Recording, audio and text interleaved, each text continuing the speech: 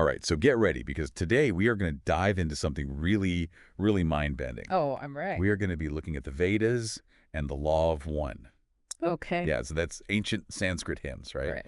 Alongside, get this, wisdom that was channeled from an extraterrestrial being. I mean, how cool is that? That's pretty wild. We've got a lot to unpack here. We do. So let's get started. Yeah, it's really fascinating to think about the potential connections between these two sources.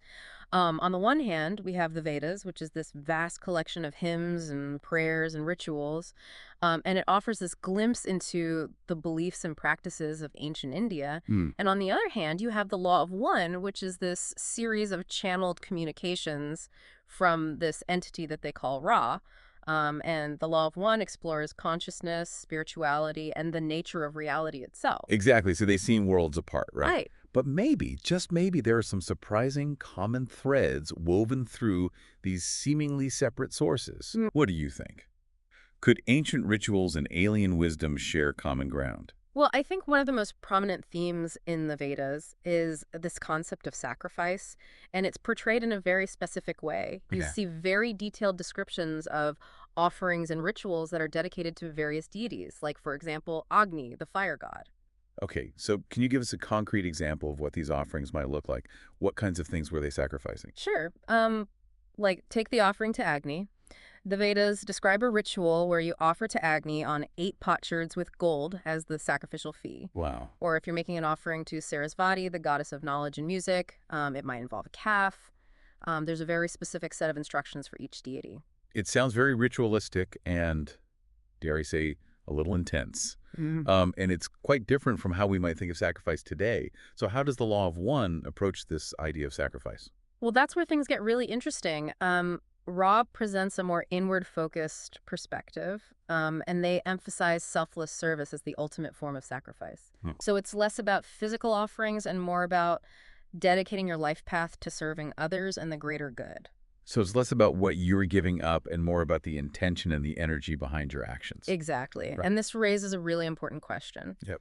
Could these seemingly different approaches to sacrifice, the Vedic emphasis on ritualistic offerings and Ra's concept of offering your life path, could those be different expressions of the same underlying human impulse? Mm-hmm. Are we both, in a way, trying to connect with something larger than ourselves, to find meaning and purpose in something beyond our individual existence? That's a profound thought. It makes you wonder if these ancient practices were, in a sense, trying to tap into the same universal energies that Rad describes, just using a different language and a different set of tools. It's certainly worth considering. Yeah. And it leads us to another fascinating point of convergence between the Vedas and the Law of One. Their perspectives on the nature of reality itself. The Vedas present a very structured view of the universe. They talk about Herta, this concept of cosmic order, and they describe this hierarchy of gods who each play a specific role in maintaining that order.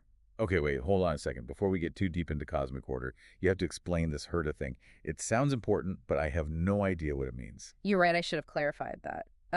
So Herta in Sanskrit refers to the cosmic order, the underlying principle that governs the universe. It's kind of like the laws of physics, but with a spiritual and moral dimension to it. Okay.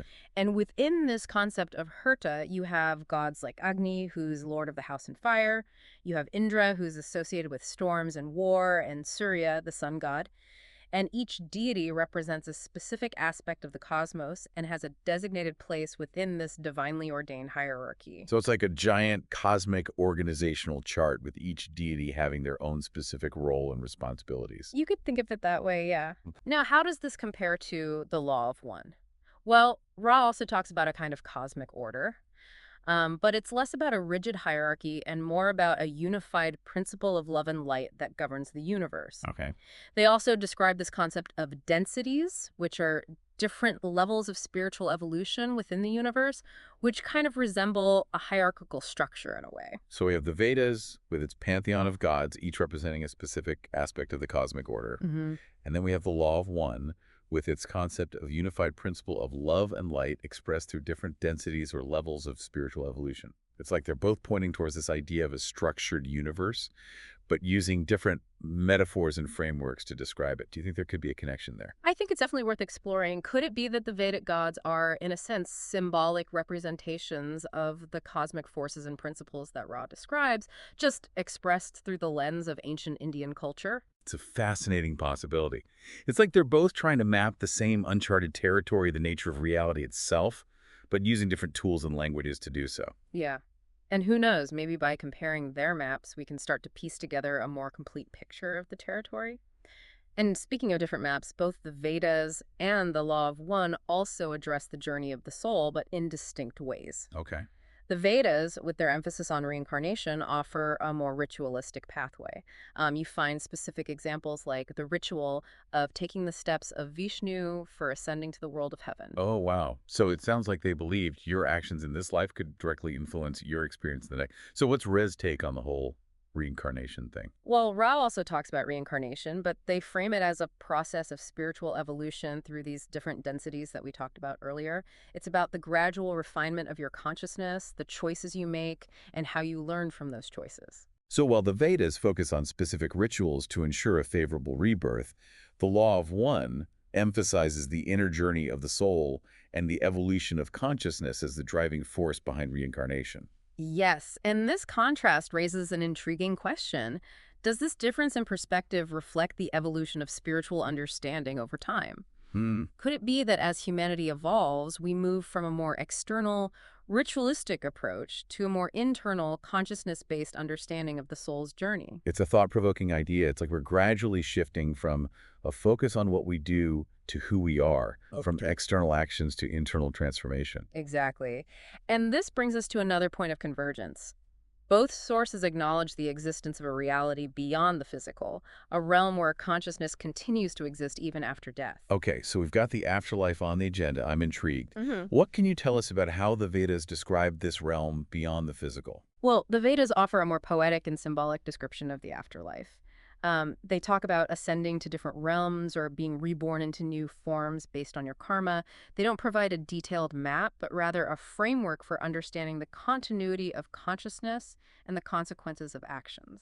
So it's more about painting a picture of the possibilities rather than laying out a specific set of rules. Precisely. Now, in contrast, the Law of One provides a more structured and analytical framework.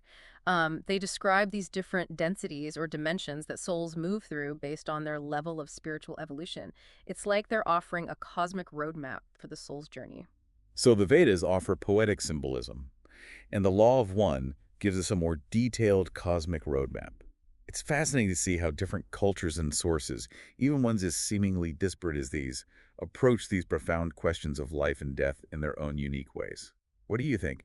Are there any common threads we can extract from these different perspectives on the afterlife? I think one of the key takeaways is that the human fascination with what lies beyond this physical realm is timeless and universal. Whether we're talking about ascending to different realms or evolving through densities, we're essentially grappling with the same questions. What happens to our consciousness after death? Does it continue to exist? And if so, in what form? It's like we're all explorers venturing into the unknown territory of the afterlife, trying to map it out and make sense of it. And while our maps might look different, we're ultimately driven by the same desire to understand the mysteries of existence. Exactly. And that shared human desire for understanding is something that both the Vedas and the Law of One seem to acknowledge and even encourage. Remember, Ra emphasizes the importance of seeking knowledge, questioning everything, and relying on your own discernment rather than blindly accepting dogma. That's so interesting because the Vedas are often seen as representing this ancient and rigid set of beliefs. But they also contain hymns praising the pursuit of knowledge and urging humans to seek understanding. It's like they're both saying, don't just take our word for it, explore, question, and discover for yourself.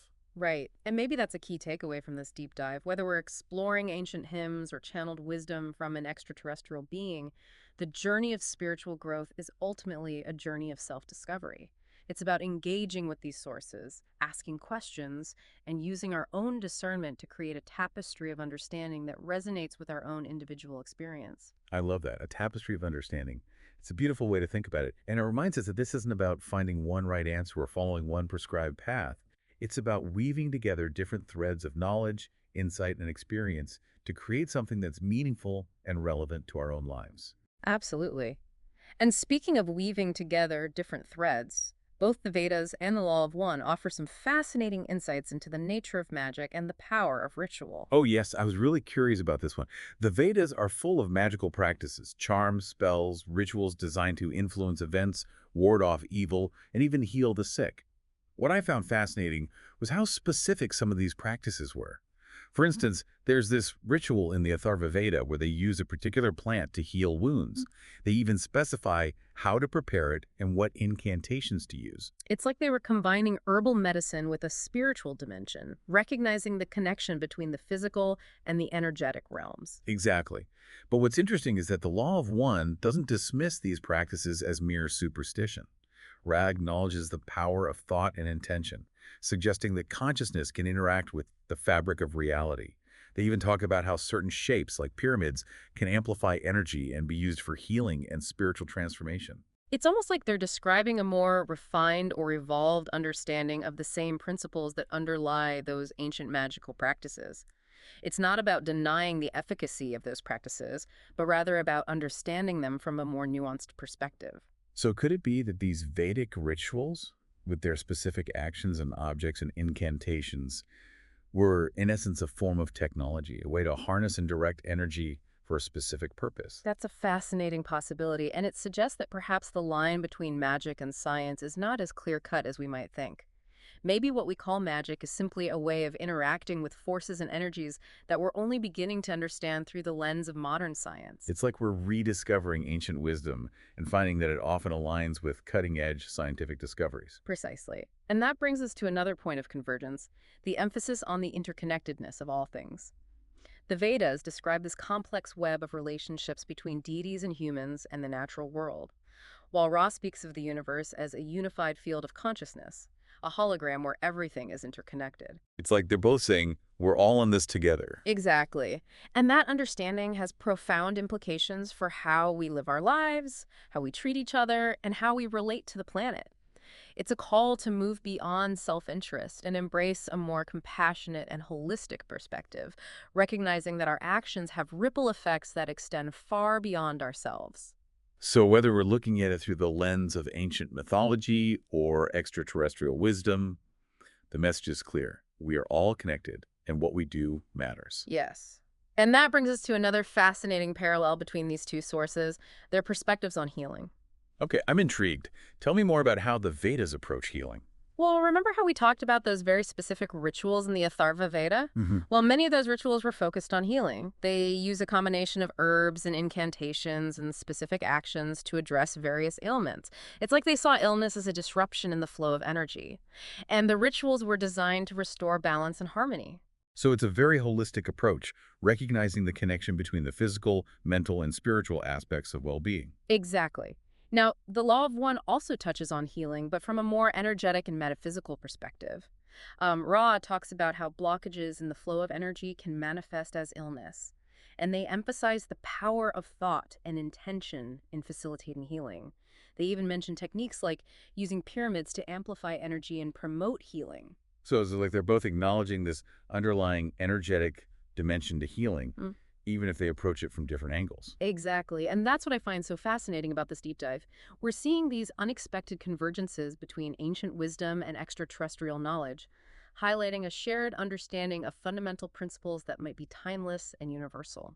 It's like we're peeling back layers of cultural and historical context to reveal a core set of truths about the nature of reality, the journey of the soul, and the interconnectedness of all things. Exactly. And it's through this process of exploration, comparison, and synthesis that we can expand our own understanding and create a richer tapestry of meaning. I couldn't agree more.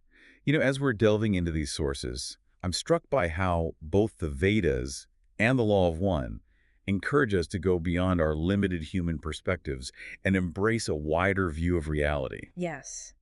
And that's not always an easy task. Hmm. It requires a willingness to question our assumptions, challenge our beliefs, and step outside our comfort zones. Absolutely.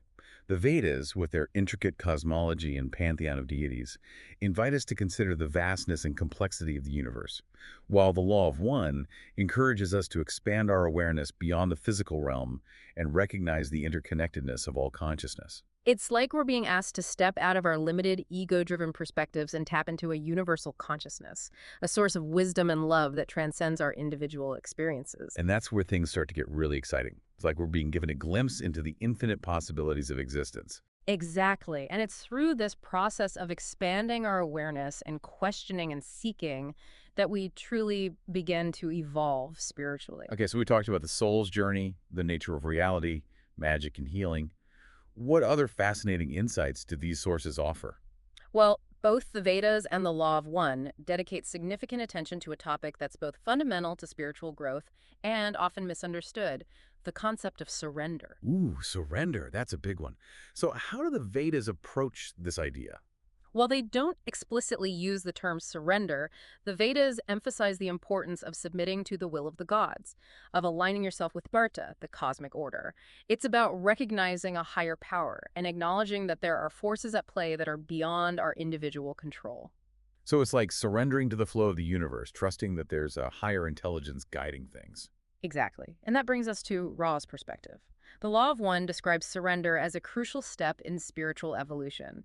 They talk about letting go of ego-driven desires and embracing the will of the Creator. It sounds like both sources are encouraging us to release our tight grip on control and allow something greater than ourselves to guide the journey. Precisely. And that can be a difficult thing to do. It requires a deep level of trust, a willingness to let go of our ego's need for certainty and control, and an openness to embrace the unknown. But it also sounds incredibly liberating, like you're freeing yourself from the burden of trying to control everything and allowing yourself to be carried by a current of something much larger and wiser. Yes, and that's where the true magic of surrender lies. You know, it's fascinating how both the Vedas and the Law of One seem to acknowledge this inherent duality in existence.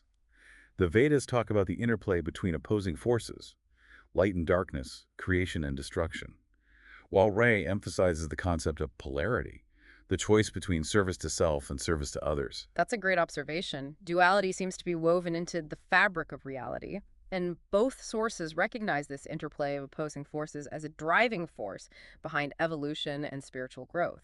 It's like that classic image of yin and yang, the dark and light halves intertwined in perfect balance.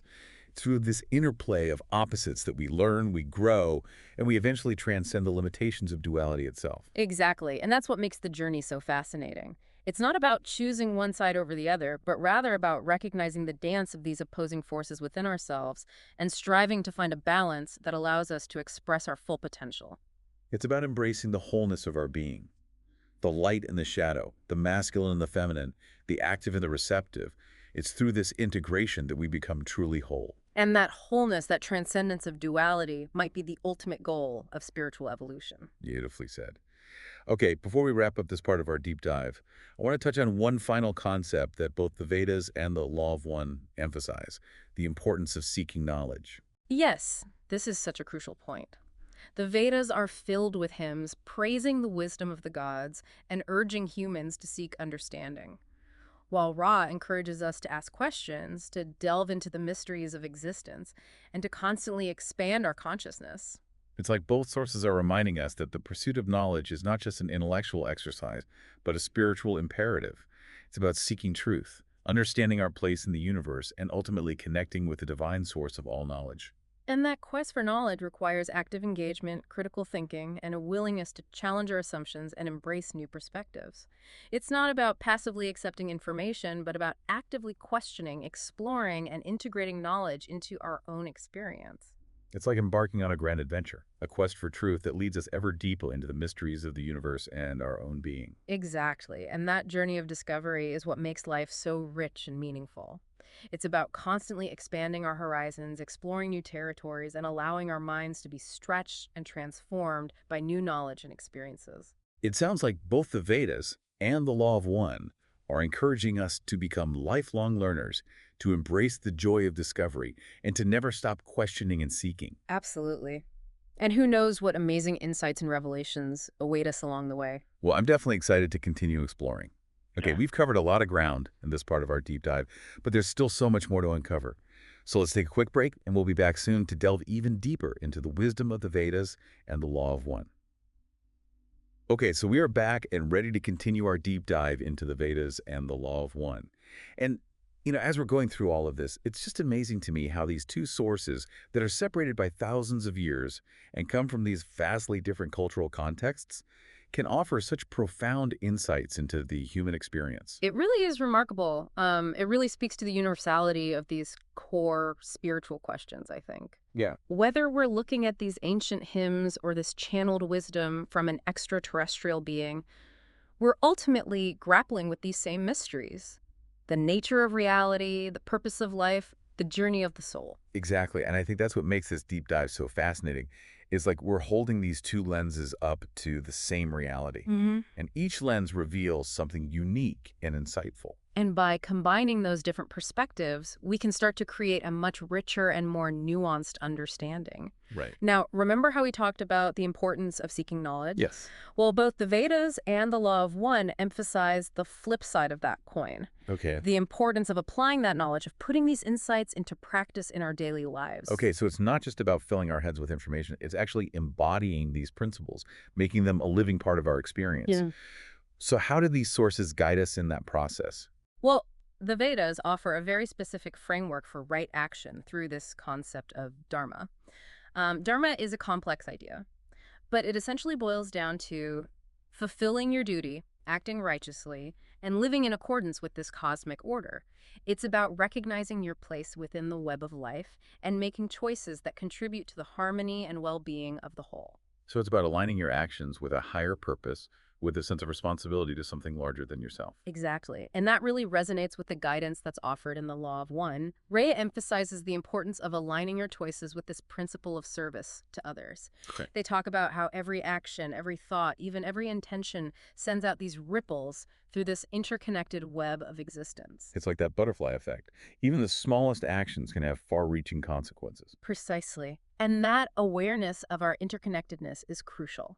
It's a call to move beyond self-centeredness and to really recognize the impact our choices have on the world around us. So both the Vedas, with their concept of dharma, and the Law of One, with its emphasis on service to others, are essentially urging us to make choices that contribute to the well-being of the whole, to become active and responsible participants in this cosmic dance of creation. Yes, and that sense of responsibility isn't about guilt or burden. It's about recognizing the incredible power that we have to shape reality through our thoughts, our words, and our actions. It's like we're all co-creators. Yes. Each of us plays a vital role in the unfolding of the universe. Exactly, and that realization can be both humbling and empowering. It reminds us that we're not just passive observers, we're active agents in the grand scheme of things. One of the things that's really sticking with me from this deep dive is the emphasis on balance. We talked about balancing individual desires with the needs of the collective, balancing action with contemplation, balancing surrender with responsibility. Right. It seems like finding that sweet spot, that point of equilibrium, is really crucial for navigating the complexities of life and the journey of spiritual growth. Absolutely, and that's a theme that runs throughout both the Vedas and the Law of One. Yeah.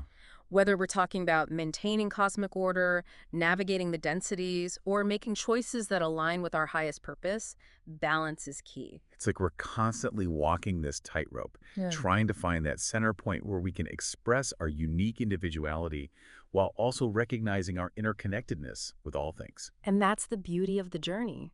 It's this constant process of adjustment, refinement, and rebalancing. There's no one-size-fits-all answer. There's no perfect formula. Yeah. It's about finding what works for you, what resonates with your soul, and constantly striving to align yourself with that inner truth. So what does all of this mean for us, the listeners who are trying to make sense of it all and integrate these insights into our own lives? What are some key takeaways that we can apply to our own personal journeys? Well, I think one of the most important takeaways is to cultivate that sense of interconnectedness, to remember that we are not isolated individuals, but rather integral parts of this vast and interconnected web of life. It's about recognizing that our thoughts and our words and our actions have ripple effects that extend far beyond ourselves, and choosing to act with awareness and compassion and a sense of responsibility for the well-being of the whole. Exactly. And another key takeaway is to embrace the journey of self-discovery. Both the Vedas and the Law of One encourage us to question everything, to seek our own truth, and to trust our own inner guidance. So it's not about blindly following dogma or someone else's interpretation.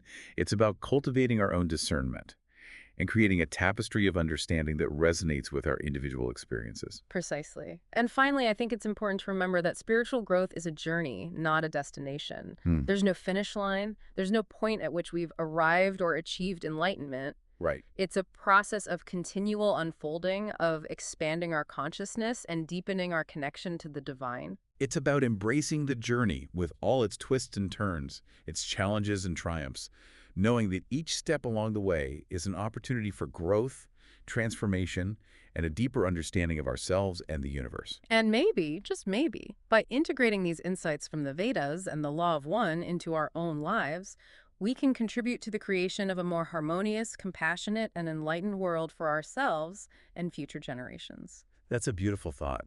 And on that note, I think it's time for us to wrap up this deep dive. We've covered so much ground, and I hope our listeners have gained some valuable insights and inspiration from exploring these profound sources. And as always, we encourage you to continue exploring, questioning, and seeking your own truth. The journey of discovery never truly ends. So until our next deep dive, may you continue to expand your consciousness, deepen your connection to the divine, and live a life that reflects the wisdom and love that resides within you.